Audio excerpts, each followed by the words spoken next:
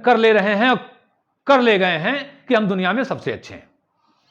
आप खटे कपड़े, फटे जीन्स, खुला ड्रिंक, ये सब नंगापन जो पश्चिमी देशों की संस्कृति है वो सिद्ध कर ले गई है कि हम दुनिया के सबसे अच्छी संस्कृति है, क्योंकि उनकी अर्थव्यवस्था अच्छी है, उनके पास तकनीकी स्वरूप ज्यादा मजबूत है,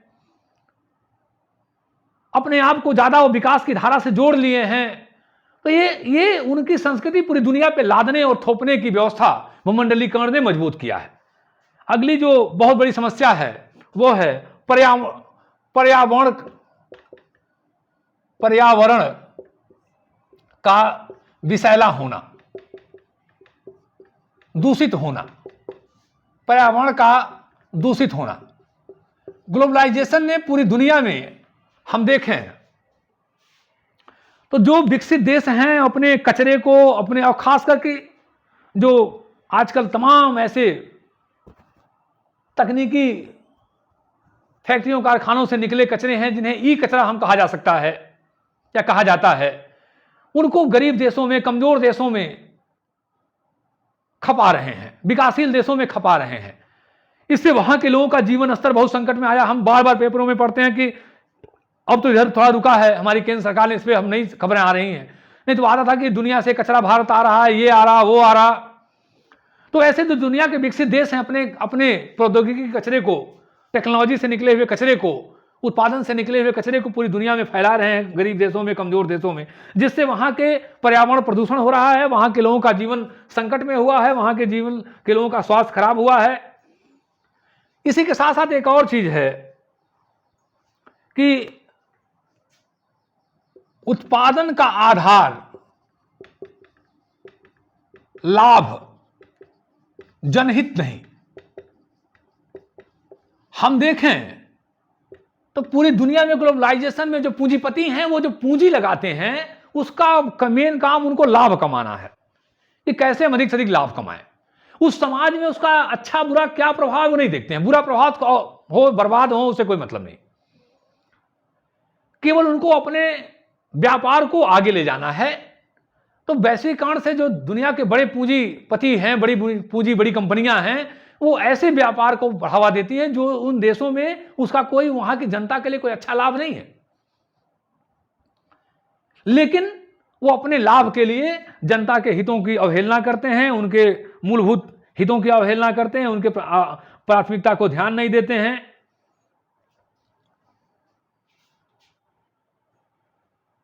भूमंडलीकरण ने विश्व व्यापार के क्षेत्र में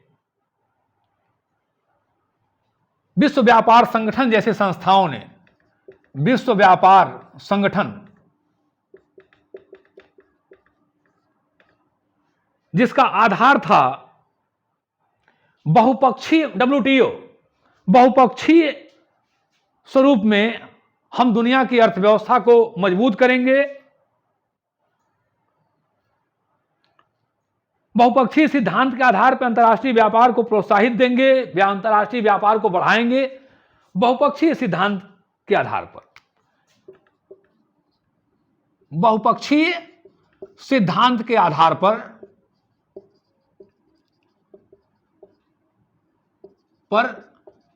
व्यापार बढ़ाना इनका काम था, बढ़ाना था। लेकिन कर क्या रहे हैं ये इस काम को नहीं कर रहे हैं। ये कर क्या रहे हैं?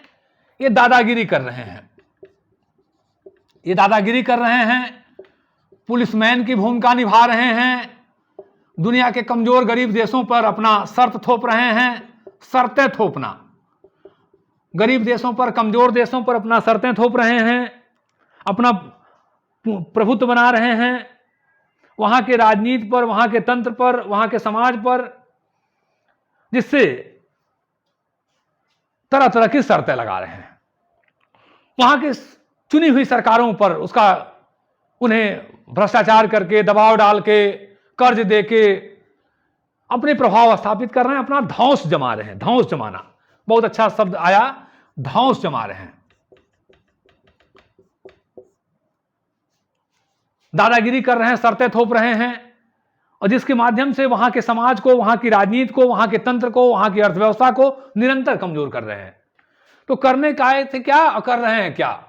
आए थे हरिभजन को, ओटन लगे कपास। तो कर क्या रहे हैं?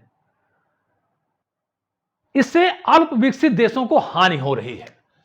अल्प विकसित देशों को हानि, ग्लोबलाइजेशन से अल्प विकसित देश, गरीब देशों को हानि हो रही है। उनके आर्थिक संपदा का, भौतिक संपदा का, मानवीय संपदा का शोषण हो रहा, दोहन हो रहा है। अभी तो खबर आई है कि चीन ने अपने कर्ज बांटने के सिद्धांत को लेकर के श्रीलंका के कई जगहों पे कब्जा कर लिया, पाकिस्तान के क्षेत्रों पर काफी कब्जा कर लिया, अपना वो तमाम डेवलप कर रहा, तमाम क्षेत्र बना रहा है, अपनी सेना रख रहा है। अभी 2-4 दिन पहले खबर आई है कि श्रीलंका में जनता सड़कों पे आ गई, भूखमरी का संकट पैदा हो गया, दूध नहीं मिल पा रहे हैं, श्रीलंका कर्ज के जाल में डूबता जा रहा। ऐसे ही चीन अफ्रीका के दर्जनों देशों पर अपने पूंजी से उन्हें तरह तरह का उनके ऊपर अत्याचार कर रहा है, उन्हें अपने चंगुल में फंसा रहा है, उनकी बौद्धिक संपदा का दोहन कर रहा है। यही हाल अमेरिका का, पश्चिमी देशों का है। तो इससे ग्लोबलाइजेशन ने अल्प विकसित देश, गरीब देशों को बहुत हानि किया है। अब और इसको लेकर के दुनिया के पर्यावरणविद, मानवाधिकार संगठन, मानवाधिकारों से जुड़े लोग, अच्छे बौद्धिक लोग, सांस्कृतिक गतिविधियों से जुड़े लोग में विरोध बढ़ रहा है। वो इसका समय समय पे अपने विरोध को प्रकट करते हैं, वैश्विक स्तर पे बातचीत करते हैं, दुनिया को इस समस्याओं में क्या नुकसान होगा इससे परिचित कराते हैं। अब भूमंडलीकरण, ग्लोबलाइजेशन और भारत, इसमें भारत की क्या भूमिका है, क्या स्थिति है? जैसा कि आपको मालूम है कि भूमंडलीकरण, ग्लोबलाइजेशन की शुरुआत भारत में नए ढंग से, नए युग में 1990 में हुई, नरसिम्हा राव जी की सरकार में, और तब से ये जारी है। आज भूमंडलीकरण समय की परिस्थितियों का दबाव है, पूरी दुनिया की सच्चाई है, कोई इसे अपने आप को रोक नहीं पाएगा। आज कोई कहे कि हम ग्लोबलाइजेशन से अपने आप को काट लेंगे, तो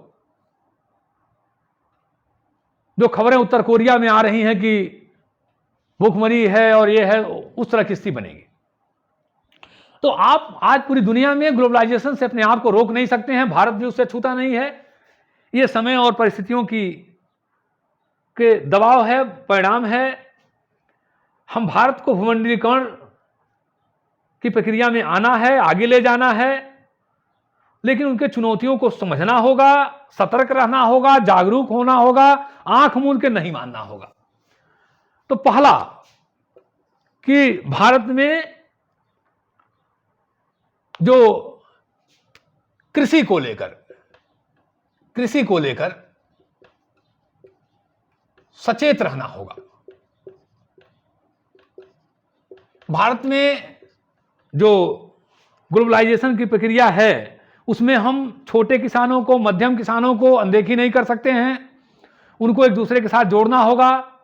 अमेरिका जैसे देश अपने किसानों को बहुत सब्सिडी देते हैं, और भारत में सब्सिडी अगर सरकार देने की बात करती है तो अपना नाक सिकोड़ते हैं। इस दोहरी मानसिकता से बचना होगा, और हमें कृषि को यह देखना होगा कि कहीं ये बहुराष्ट्रीय कंपनियों का शोषण प्रतीक न बन जाएं। हमें अपने देश के किसानों का हाल देखना होगा, और उसके लिए हमें भारतीय मॉडल तैयार करना होगा। भारतीय मॉडल, इंडियन मॉडल, हमें बहुत सतर्क रहना होगा, जिससे हमारे किसानों को, हमारे छोटे किसानों को, गरीबों को उसका लाभ मिले, और हम ग्लोबलाइजेशन को राष्ट्रीय जन आकांक्षाओं के अनुरूप बना सकें। ये पहली बात। दूसरी कि आज पूरी दुनिया में सबसे बड़ी चीज है जीडीपी। अब जीडीपी जो है, हम केवल एक चीज पे ध्यान देते हैं कि जीडीपी क्या है। हमें केवल भारत में जीडीपी को ध्यान नहीं देना होगा, सकल घरेलू उत्पाद अकेले इस पे ध्यान नहीं देना होगा, बल्कि हमें इसके साथ साथ हमें समावेशी प्रक्रिया अपनानी होगी। समावेशी प्रक्रिया, समावेशी स्वरूप, सबको लेके साथ चलने का स्वरूप। हमें ऐसा स्वरूप अपनाना होगा कि विकास की धारा हर स्तरों पे आए, कृषि के क्षेत्र में, तकनीक के क्षेत्र में, सांस्कृतिक क्षेत्र में, आर्थिक क्षेत्र में। हमें हर स्वरूप अपनाना होगा जिससे देश की समस्त जनता को इसका लाभ पहुंचे। हमें ऐसा रणनीति बनाना होगा जिससे सभी को लाभ पहुंचे। तीसरा कि 21वीं सदी ग्लोबलाइजेशन की सदी है, जो देश अपने आप को कुशलता से, हमें कुशलता लाना होगा, आर्थिक समृद्धि लानी होगी, सांस्कृतिक मजबूती लानी होगी, सांस्कृतिक समृद्धि लानी होगी। हमें अपने आप को मजबूत करना होगा दुनिया के स्तर पे, नहीं तो वैश्वीकरण में जो कमजोर होगा, कार्यकुशलता कमजोर होगी। हमें अपने आप को हर तरह से मजबूत करना होगा, अपनी प्रतियोगी क्षमता बढ़ानी होगी। प्रतियोगी क्षमता बढ़ाना,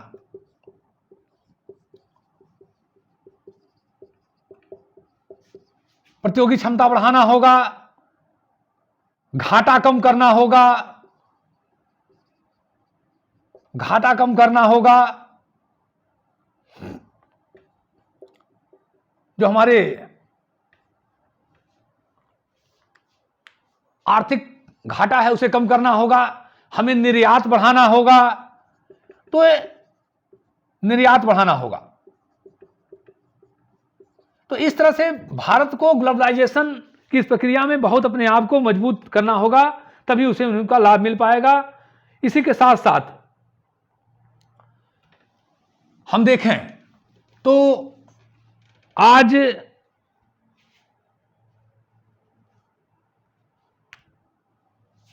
हमें स्वतंत्र चिंतन धारा अपनाना होगा। स्वतंत्र चिंतन धारा, भारत को स्वतंत्र चिंतन धारा अपनाना होगा। भारत एक लंबे समय तक गुलाम रहा। आजादी तो हमको मिली राजनीतिक, लेकिन मानसिक तौर से अभी भी हम गुलाम हैं। अभी भी हम नकल करने में बड़े माहिर हैं। सचिन नासान्याल ने लिखा है कि भारतीयों की एक बड़ी खराब प्रवृत्ति है परानुकरण की प्रवृत्ति। सचिन नासान्याल का बहुत संक्षिप्त परिचय बताऊं कि भगत सिंह जी के गुरु, क्रांतिकारी आंदोलन के पितामह, जिन्होंने भारत में हिंदुस्तान रिपब्लिक एसोसिएशन जैसी संस्था की स्थापना किया, अपनी पुस्तक विचार विनिमय में लिखते हैं कि भारतीयों की एक बड़ी खराब प्रवृत्ति है परानुकरण, परानुकरण की प्रवृत्ति। परानुकरण, उन्होंने कहा परानुकरण का मतलब होता है आंख मूंद के नकल करना, आंख मूंद कर नकल करना। और यह तब है क्योंकि भारतीय सांस्कृतिक रूप से, मानसिक रूप से अभी भी गुलाम नहीं हो पाए हैं। इतने लंबे समय तक गुलामी में रहे। ऐसे कोई आदमी बहुत लंबे समय तक अपना हाथ ऐसे कर ले तो उसको सीधा करने में बहुत समस्या होगी। तो राजनीतिक आजादी तो हमने ले लिया। 15 अगस्त 1947 को भारत आजाद हो गया, अपना संविधान लागू हुआ, अपना सब चीजें वही शासन हुआ, लेकिन हम मानसिक रूप से भी स्वतंत्र नहीं हो पा रहे हैं। अभी हम पश्चिमी देशों के, समृद्ध देशों के साथ अपने आप को स्वतंत्र प्रतियोगिता नहीं कर पा रहे हैं। हमें स्वतंत्र प्रतियोगिता करना होगा। हमारी केंद्र सरकार ने इसमें बहुत पहल किया है। आज हमारी केंद्र सरकार ने दुनिया के साथ अपने आप को बड़ी मजबूती से लाया है।